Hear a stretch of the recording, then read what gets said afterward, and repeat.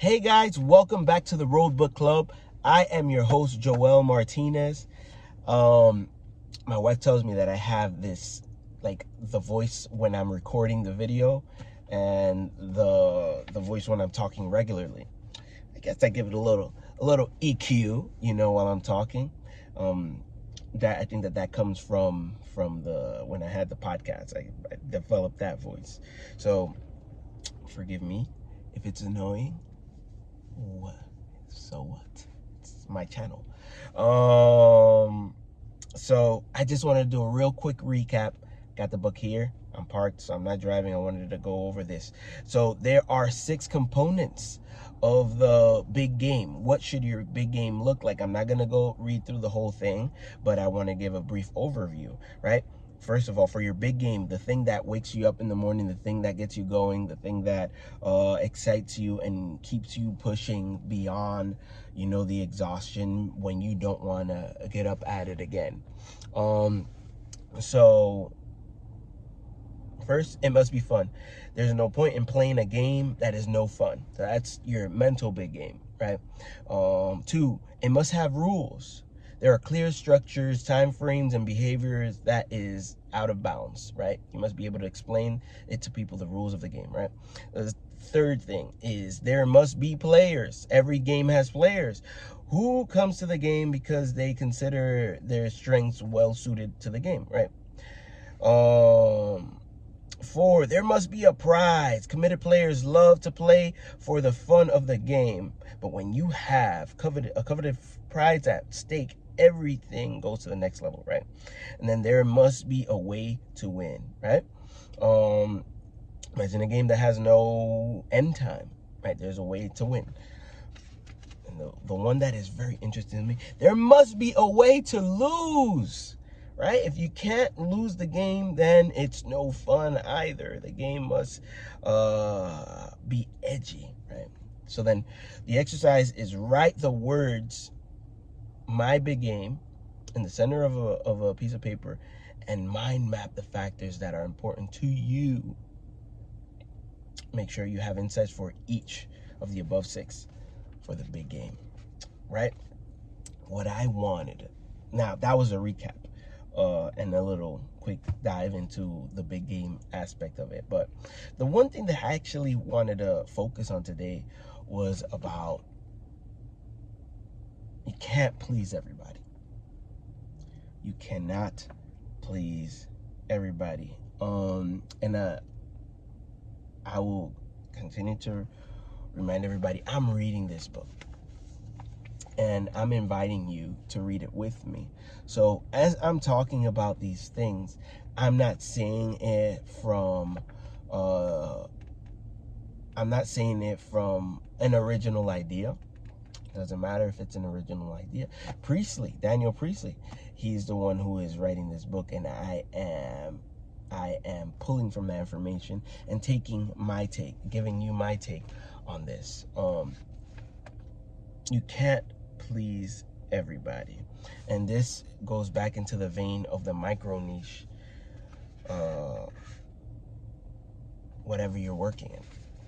If you're working as working with miniatures, to expand, to give people an opportunity to break away from reality, that's a niche. If you're working in digital art that leverages AI for fashion and helping brands bring awareness through AI art as well, that's a niche.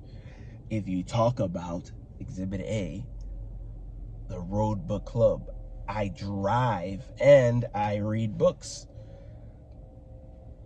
I'm putting those two together and I'm sharing my insights. That's a niche. And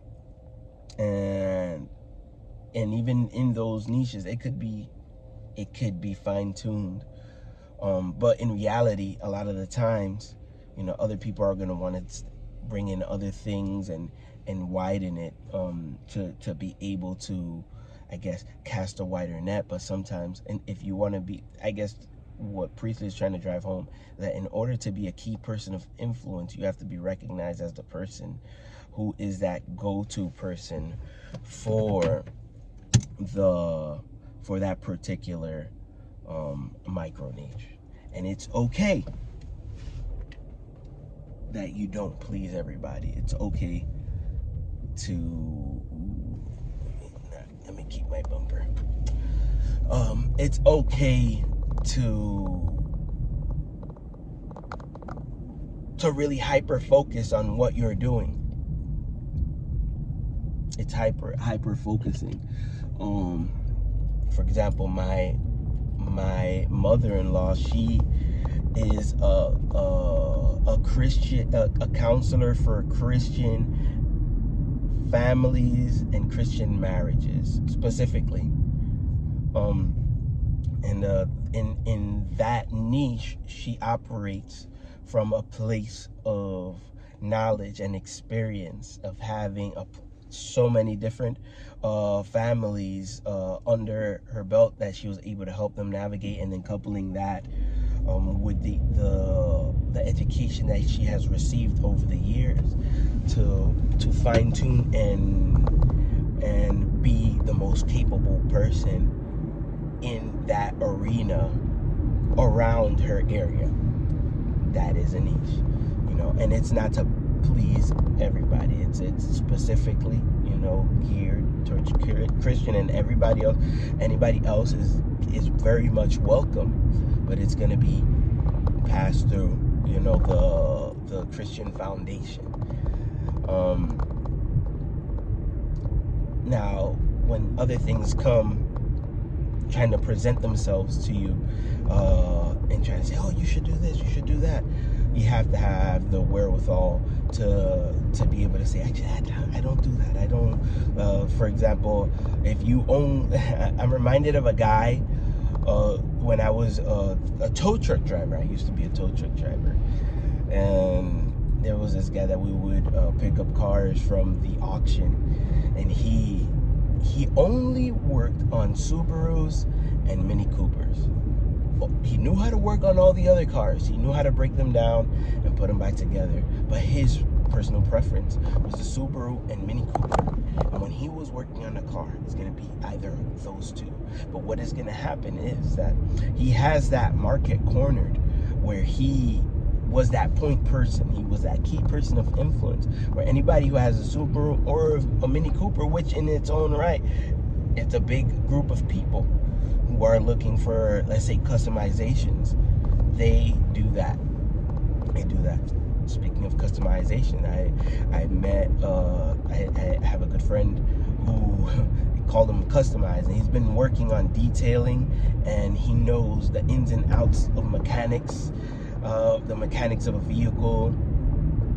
And I love his story because he has this trajectory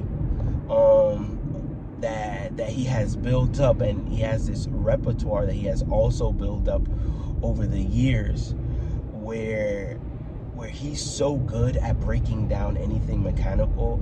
He could add things to vehicles. He could put lift kits, puts the big tires, puts the whole, you know, the horn that sounds like a train, like, or a truck.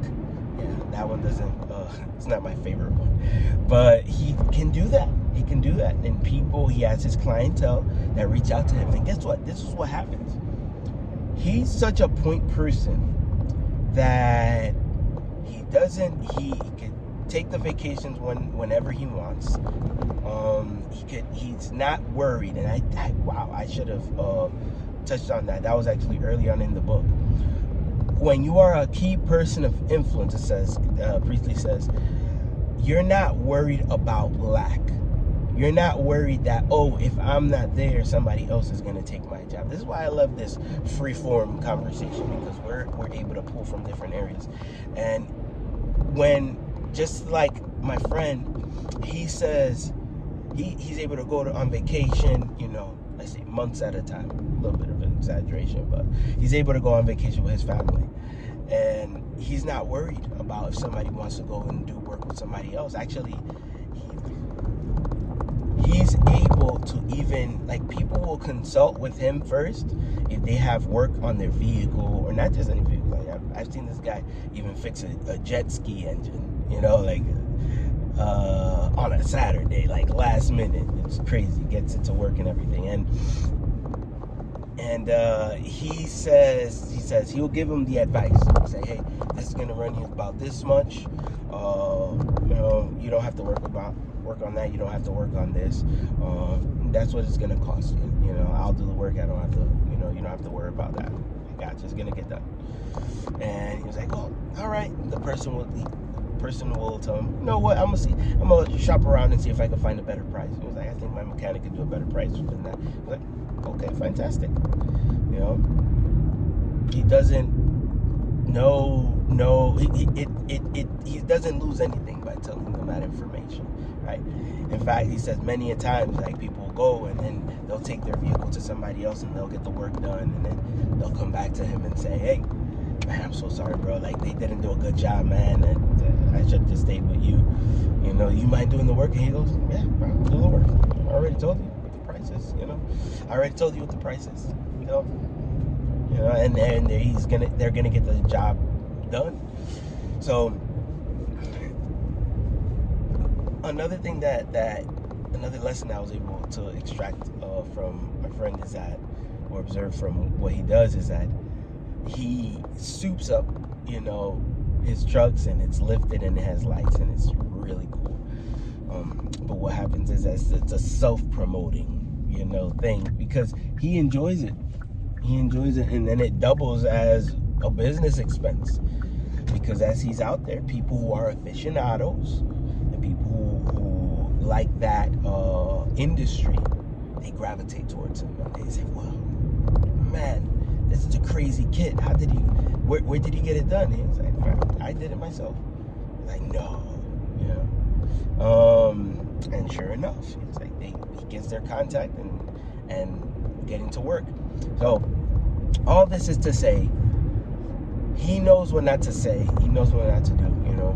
I've had conversations with him at length. Like, oh, why don't you, you create your own company? Like, he says, I don't need to. I have plenty of clients. Like, they know who I am. You know, they come to me. I have to fly. I'm doing my work under the radar, you know. And it's pretty cool, because he knows what he doesn't want to do and what he doesn't need to do, and I respect that. So that's why, you know, you can't please everybody is the point of this message. So as you're going in there, you're working on your big game. A lot of the times we want to cast this wide net, and I've fallen into that. Now I'll raise both my hands, where you want to get the whole bag, but in reality, sometimes the hyper focus is the thing that will actually produce a better result, and it will put you in a place where you are that point person, you are that key person of influence in that specific arena, and that's okay. I'm reminded of a story of I did that because my wife told me, I was like, you sound like you're always teaching. I'm like, I don't, this is not a teaching thing. I'm trying to that technique is I'm trying to solidify the information in my mind, and I'm recalling it. But I'm reminded of the early days of Instagram. I remember reading this in an article one time. It was like, when Instagram was trying to get their investors, and they were talking about what it's going to be, they had this idea, and I've read several books on it. Well, I've read a book that talked about that. It's called Stolen Focus. That's another good book to kind of like focus on as well. And Instagram, initially, and we see it today, Instagram already had the foresight to say, we want video, we want a messaging network. We want to be able to contact people. We want people to sell here. We want people, to take pictures here. We want all of it. We want this app that's going to do all of that. And then guess what? The people who were the investors and the point people, they said absolutely not. We don't. That's way too much. You're doing too much. It's not going to work that way. And so then they were like, okay, so then what do we need to do? And then they narrowed it down. They narrowed it down to just pictures. And that's exactly how it started. It's just pictures. They didn't do videos at first. They might have had it in the plan. We're going to go in this direction. That's powerful. Making a plan and already looking ahead. Hey, we want to get here. But having the discipline enough and the foresight enough to pull back and say, hey, we're not there yet. Let's build this up. Let's get people understanding what this is right here. Let's get the name. Let's make the name a household name for this specific industry, and then let's branch out to different things. And that's exactly how Instagram played it. We see it, and we see it evolving.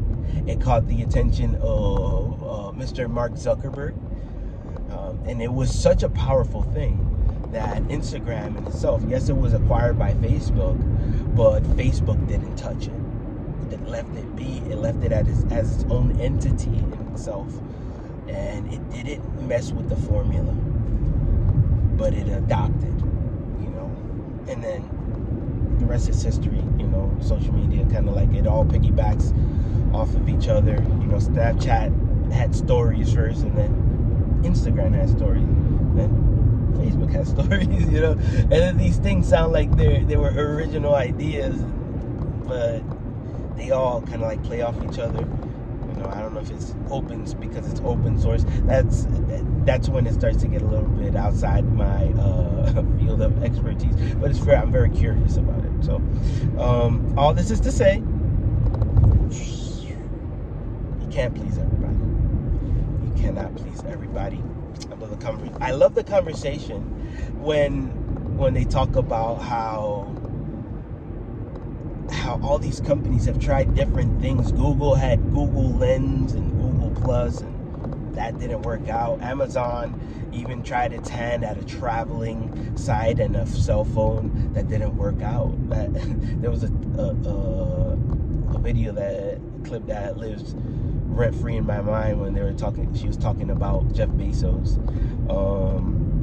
And Jeff Bezos is like, he tried this. Yeah, Amazon worked. He figured that out. But then they tried a traveling agency, and I don't know if it was a calendar or something like that, but and a cell phone as well. And Amazon tried to get in those industries as well, and they all failed. And she was like, that's why when I see Jeff Bezos, I say, what a loser. It's like he can't even get those companies up. But nobody thinks that, because he's been so successful at Amazon that he was able to focus. And not just Amazon, the e-commerce realm early on, the early adopter, and being able to make that plan well ahead. Now, I've worked for Amazon with a DSP, not directly, but with a DSP, and even from that perspective, from the delivery side, seeing that it's not even Amazon. All those branded vehicles that you see out there, it's not Amazon. It's Amazon, but they're managed by DSPs, which are private contractors that are committed. They are committed and obligated to deliver Amazon packages, and solely Amazon packages. That's what that franchise allows for them, or at least they're able to deliver it, and they work only with Amazon.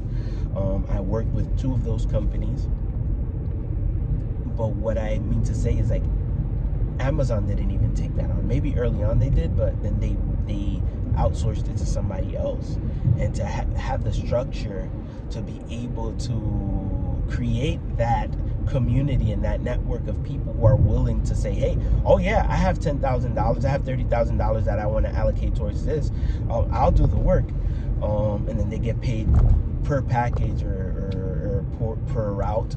I'm not sure on the logistics of that, but they still said, hey, we're not going to deliver. Somebody else could deliver it for us. I don't know. I think that at a certain aspect, even Amazon did corporate. They focused on the corporate in certain bigger cities. They did take on that responsibility, if I'm not mistaken. Fact check that. Leave it in the comment and let me know what that fact is. But yeah, you can't please everybody, and that's okay. All right, get comfortable with that and understand what your lane is. To pivot, to bring it back into driving, understanding what your lane is. In Charlotte, North Carolina, I know this very well. It's very important as you're driving to know what your lane is. Why? Because some lanes, they turn right, and you're driving down this road, and all the lanes on the left side, they're getting backed up with cars because that lane is going to go straight and they already know it. But if you don't know your lane, you're going to end up trying to, get into somebody else's lane, and they might not want to let you in because you weren't already in that lane. Knowing your lane. I'm just going to wait right here in this little corner right here. Knowing your lane. I know that this lane turns to the right. I know that those cars are going straight.